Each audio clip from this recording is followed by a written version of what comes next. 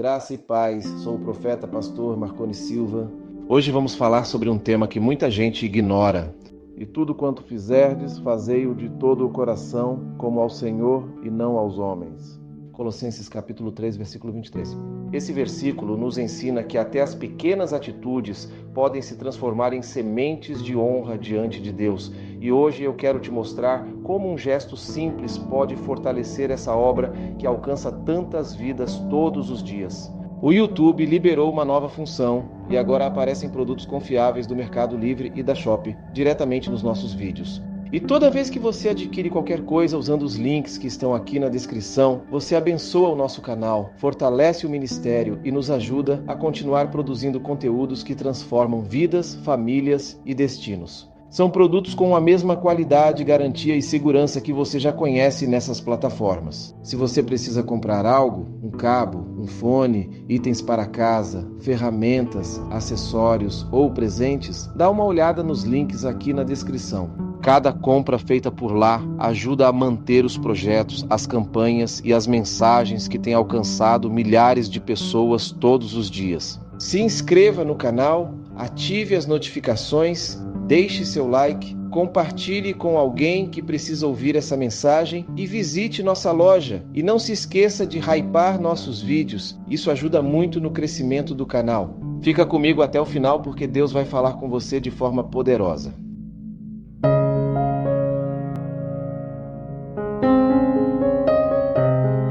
Pastor, por que quando a gente está acomodado, parece que o inimigo não se levanta, e quando a gente se dispõe a fazer um propósito como esse que você está fazendo de 40 dias de jejum e oração, parece que o inferno se levanta de todas as formas, né?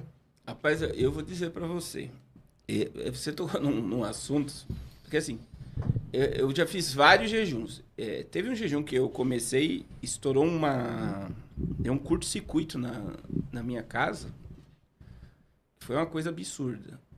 No jejum, várias pessoas tiveram problemas elétricos.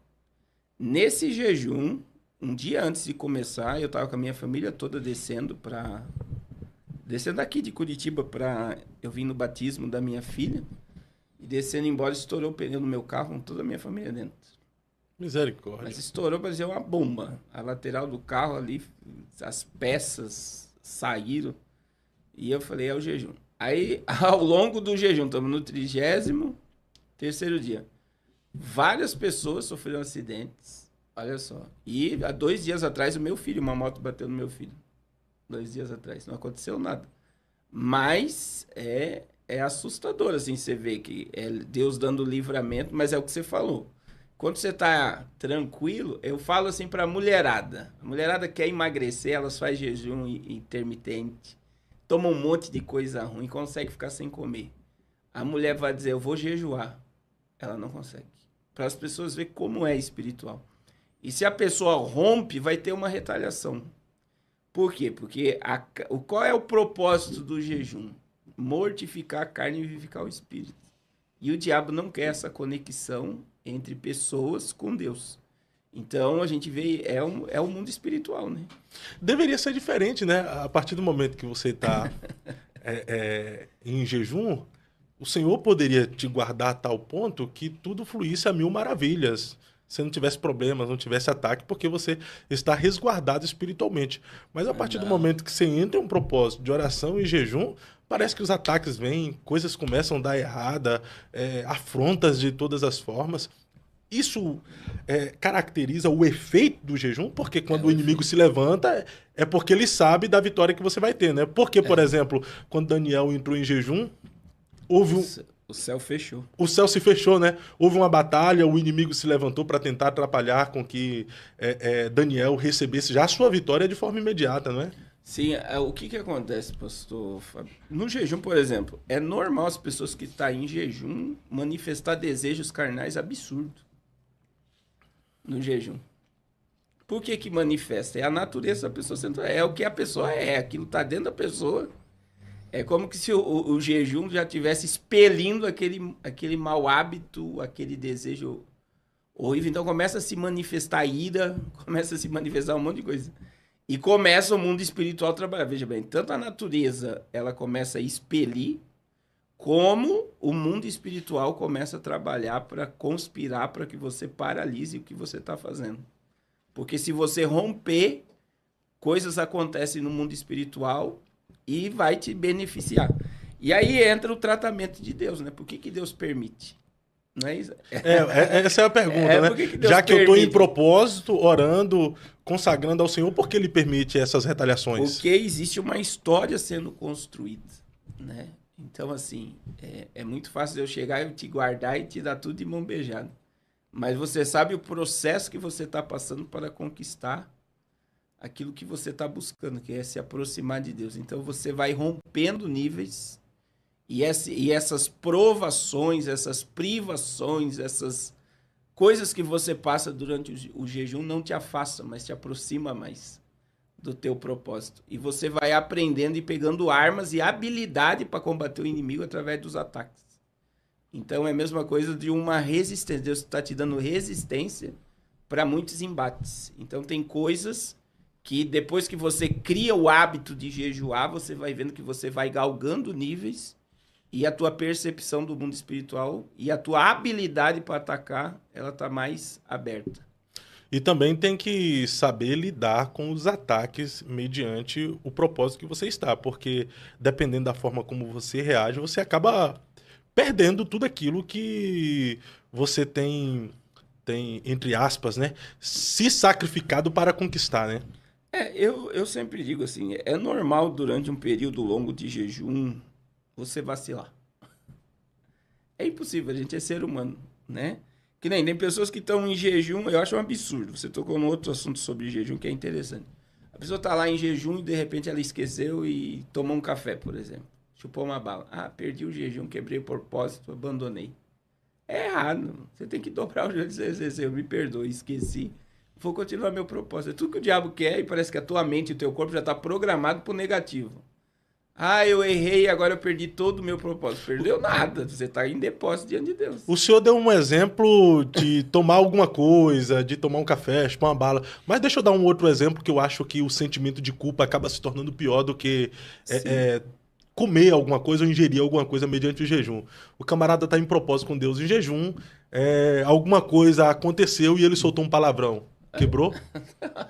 Ele tem que pedir perdão, né, por aquele momento e se voltar para Deus novamente.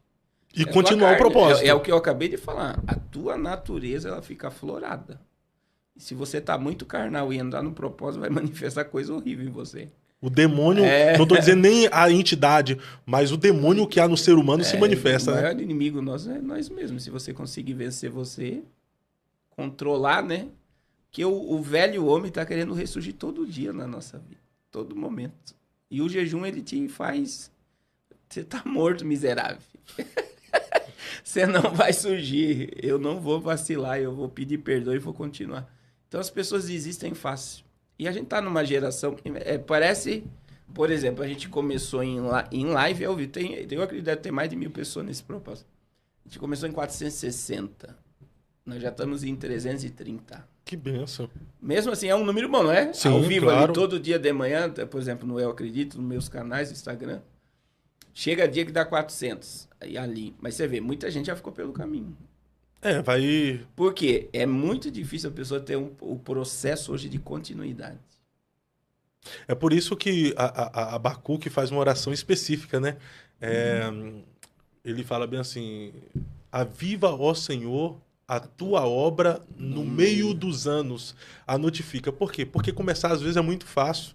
A pessoa está impulsionada, inspirada, motivada, mas com o passar do tempo ela vai se desmotivando, vai esfriando e tal. Então requer, na metade, ter um avivamento que impulsione ela a continuar com o gás do início, né? Com certeza. E depois, daí eu acho interessante quando se torna um hábito, né? E não é um hábito ruim, é um hábito bom. A pessoa rompeu, ela vai, né? E aí cria um processo de continuidade, ela não vai desistir. Fácil, ela vai romper e vai vencer, e Deus vai operar, e você vai se aproximar mais, e o mundo espiritual fica mais claro. E também ter a percepção que o jejum é poderoso, né, pastor? Sim. A gente não jejua por barganha, mas tudo. Eu digo assim: você está no mundo espiritual para se aproximar de Deus, mortificar a carne e vivificar o espírito.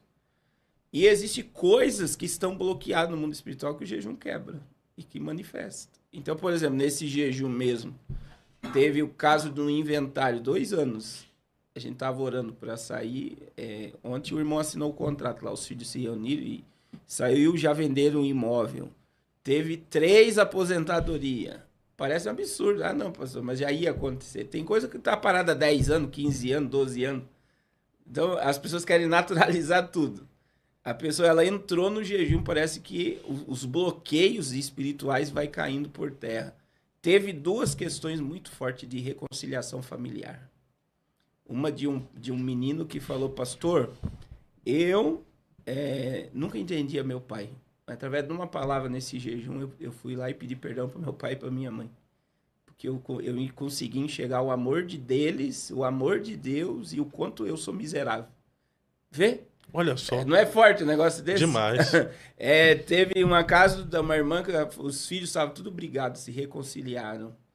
Então, assim, são coisas que vão acontecendo. Curas. Saiu uma cirurgia hoje que era impossível sair também para uma irmã, testemunhei hoje. E sem falar também que o jejum nos deixa mais sensível ao mundo espiritual, Sim. né? Para termos discernimento, percepções. O que é o homem, o que é o diabo. Até sentir a presença de Deus, né? É? Pessoas, às vezes, que têm dificuldade de sentir a presença de Deus, quando está em propósito de jejum, começou a falar de Deus, começa a arrepiar, a sentir uma emoção muito forte. Sim, você está mais sensível. Totalmente sensível. Não tem ninguém sentindo lá, você está sentindo Deus. Pode ser que tenha gente em propósito de jejum que está nos acompanhando aqui e já está sentindo Sim. a presença do Senhor, porque esse é o poder do jejum, mortificar a carne e vivificar o espírito. E se o espírito estiver mais vivificado no homem do que a sua própria carne, é fato que ele vai ser um ser mais espiritual, ele vai ter discernimento, o que é o agir do maligno, o que é a ação humana e o que é a ação divina. E é tremendo, né? A gente vê uma pessoa com sensibilidade espiritual, ela também começa a ter discernimento espiritual. Então, no jejum é normal você entrar num ambiente e você sentir tudo que está acontecendo naquele ambiente.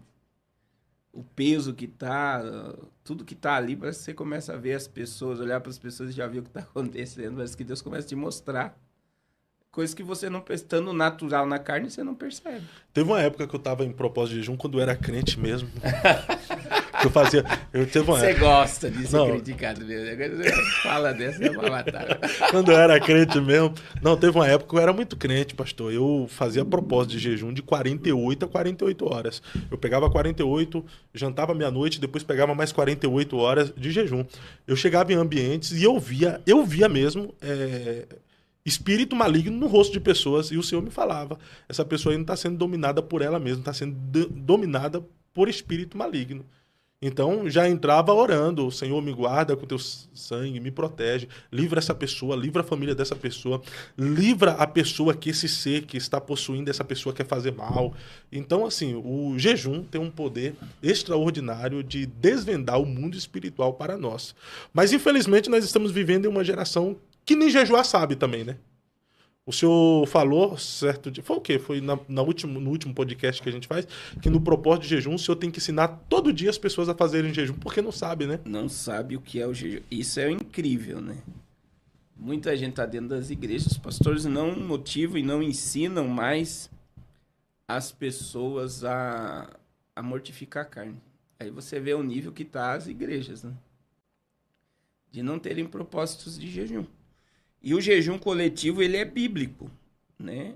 Ele é bíblico porque, você vê, o rei de Jonas, de Nínive, botou o povo para jejuar, o jejum de Esther. Foi tudo com o jejum o quê? Coletivo.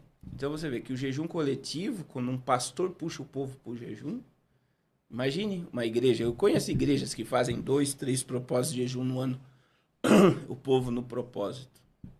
Coisas sobrenaturais acontecem, né? Hoje tem muitas igrejas, principalmente igrejas comunidade, estão fazendo jejum de rede social. Você acha que é válido um jejum de rede social? Pastor, mediante o tempo que nós estamos vivendo, em que as pessoas estão muito apegadas às redes sociais, então a partir do momento que faz um jejum de redes sociais, que vai gerar na pessoa uma abstinência, é válido. É válido. Onde mais a nossa carne está sendo alimentada hoje? Entretenimento, distrações. A pessoa está fora do propósito. Só que, veja, a gente eu passei por uma situação esse mês, eu acredito que aconteceu isso no jejum, né? Que, querendo ou não, tenta abalar nossas emoções, né? Que é a gente ser alvo de crítica e as pessoas passando uma imagem de você que você não é. É difícil lidar com essa situação, né? Os haters da vida. É que assim, existem os haters e existem os críticos mesmo, as pessoas que às vezes te amam e te criticam. Os haters, às vezes você tem que ignorar, os haters, às vezes você tem que ignorar, digo na maioria das vezes, ou você se posicionar também e respondê-los, né? Porque senão os haters, você vai abaixando demais pra ele, vai mostrando o fundo. E aí eles querem montar, né? Sim. Só que assim, a gente tem que aprender, eu digo assim, a lidar com essa situação com muita sabedoria, né? Com muito discernimento. Porque até que ponto que as pessoas falam a nosso respeito é verdade, né? Tem pessoas que, hoje, infelizmente, tem pessoas que precisam ser combatidas e precisam ser expostas. Graça e paz. Aqui é o profeta pastor Marconi Silva. Eu venho te convidar para uma campanha que pode transformar completamente o seu ano de 2026. São 50 dias proféticos, 50 dias de oração, revelação e mudança verdadeira. Se a sua família precisa de paz, se a sua vida sentimental precisa de restauração, se as portas financeiras precisam se abrir, se a sua casa está sofrendo ataques espirituais, ou se o seu futuro parece travado, então esta campanha é para você. Durante esses 50 dias, nós vamos orar juntos todos os dias por cura, libertação, prosperidade, proteção e direção de Deus para o ano que está chegando. Você não vai caminhar sozinho. Deus preparou este tempo para mudar histórias, reconstruir lares, levantar vidas e abrir caminhos. Clique agora no link da playlist oficial que está no comentário fixado e comece com a gente essa jornada profética rumo à virada de Deus para 2026. Vem participar, Deus tem algo grande preparado para você.